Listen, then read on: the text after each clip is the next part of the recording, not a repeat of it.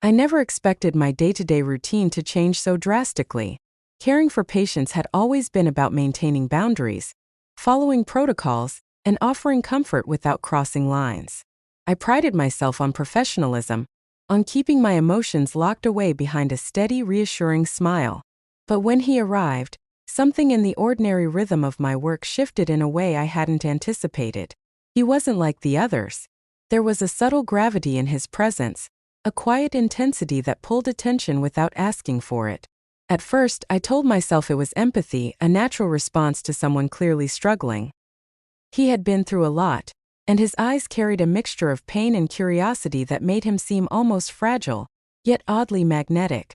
I found myself listening more carefully, noticing the smallest details, the way he hesitated before speaking, the way he glanced at me with a fleeting vulnerability that seemed to beg for understanding. Our interactions began innocently enough. I offered advice, tips, and reassurance, careful to keep things professional. But his gratitude was different from the typical polite nod or forced smile. He would linger slightly longer than necessary, his words carrying a warmth that seemed intentionally personal. Each conversation left a subtle imprint on my mind. I noticed the way his voice changed when he spoke about his struggles, the faint tremor in his laughter that made me lean in, wanting to comfort him even more. I knew it wasn't supposed to happen. I knew the rules. Yet I couldn't ignore the magnetic pull that grew with each passing day. It wasn't only about attraction.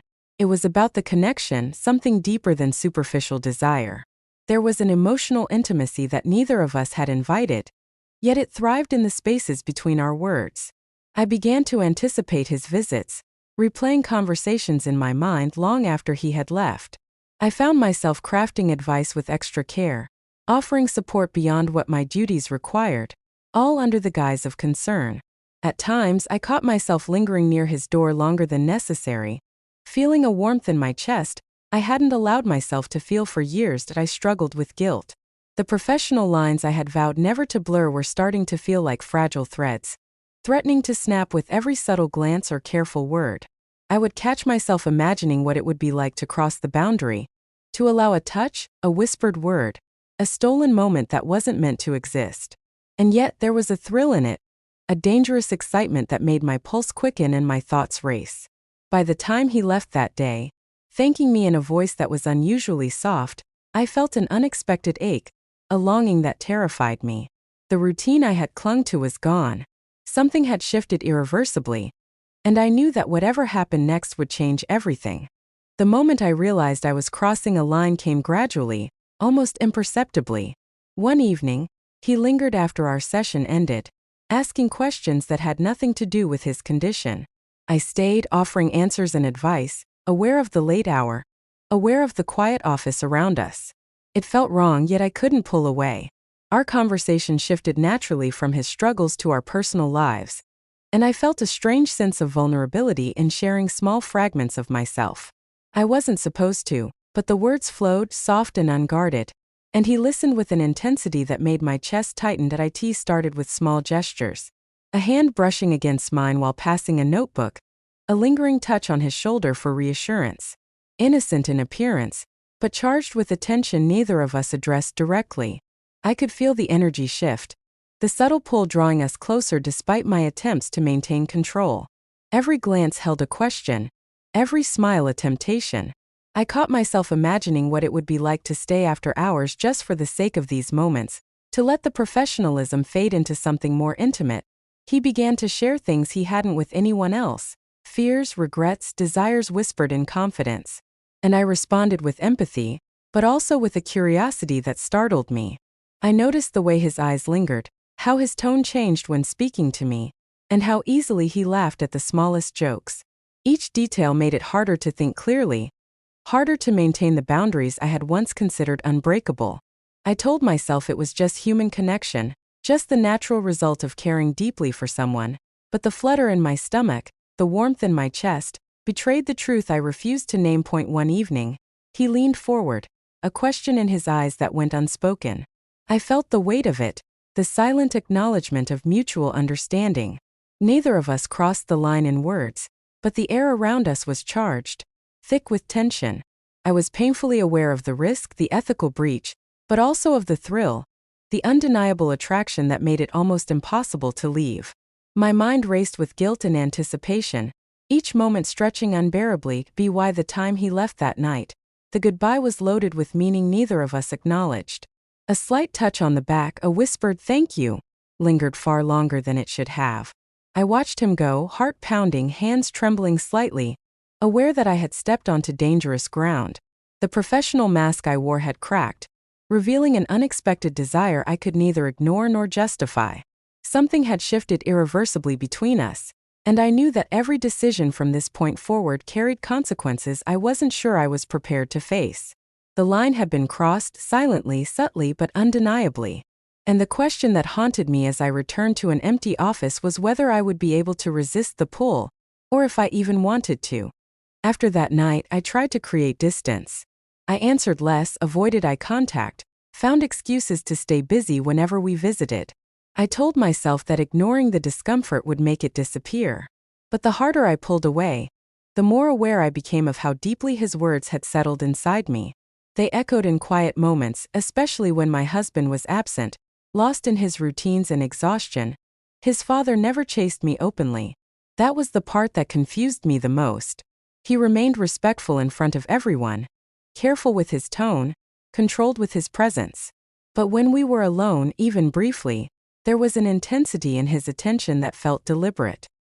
He spoke to me as if we shared a private understanding, as if something had already been acknowledged without being named. He started framing his concern as worry for my happiness. He spoke about marriage, about how love changes, about how some people learn to endure instead of live. I listened more than I should have. I didn't encourage him, but I didn't stop him either. Somewhere along the way, silence became permission. What frightened me most was how easy it felt to talk to him. I found myself opening up about things I had never said out loud. How lonely I felt, how unseen, how tired of pretending everything was fine. He never criticized his son directly, but he made comparisons that didn't need to be spoken fully. He made me feel understood, and that understanding slowly began to matter more than my fear. I fought it internally every day. I reminded myself who he was, what he represented, how wrong it all was. I told myself attraction was just a thought, not an action.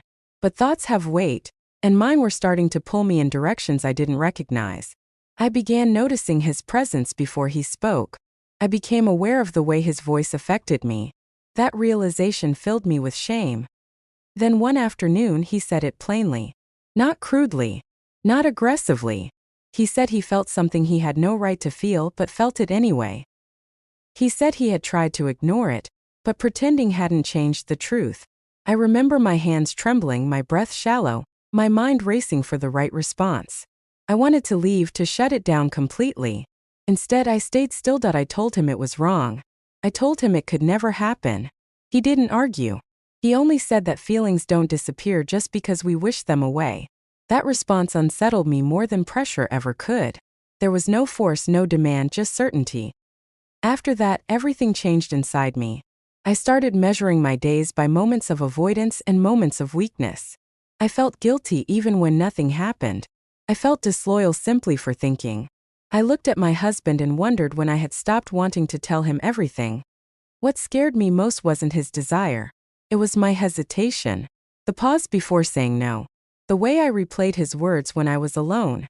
I realized that the line I believed was unbreakable had already begun to blur. And once that happened, I knew I was standing far closer to a choice than I was willing to admit. The next meeting felt different, heavier, charged with an anticipation that neither of us could ignore. I tried to focus on my professional duties, on the reasons I had chosen this line of work, but every glance, every subtle gesture, reminded me that the connection we shared had crossed far beyond the boundaries I had vowed to maintain. I could feel the unspoken tension vibrating in the air, each word, each movement layered with meaning, pulling us closer to a line I knew we shouldn't cross. He spoke less that day, but his silence carried weight. There was an intensity in his gaze, a vulnerability that made my resolve falter. I realized then that what had started as empathy, as a desire to help, had evolved into something much more dangerous. I caught myself imagining what it would be like to give in, to allow the intimacy we had been skirting to take form. And yet, I was painfully aware of the consequences, of what would happen if anyone discovered what was happening, of the professional code I had broken, and of the personal boundaries I had shattered. It became clear that our connection could no longer remain in the shadows of subtle gestures and fleeting moments. The attraction was undeniable, and the emotional bond we had formed had reached a point of no return. I felt the weight of guilt pressing on me, but at the same time, an undeniable thrill coursed through my veins. The office, once a place of routine and neutrality, had transformed into a space where danger and desire collided, where every small interaction held the potential to ignite something forbidden. By the end of the session, the unspoken tension reached its peak. A simple touch, a hand brushing against mine, spoke more than words ever could.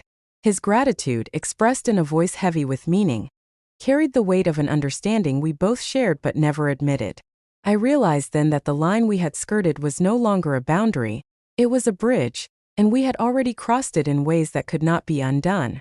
I felt the intoxicating mixture of guilt, desire, and anticipation, knowing that the professional world outside these walls would never understand what had happened, nor should it. As he left, the echo of his presence lingered long after the door closed.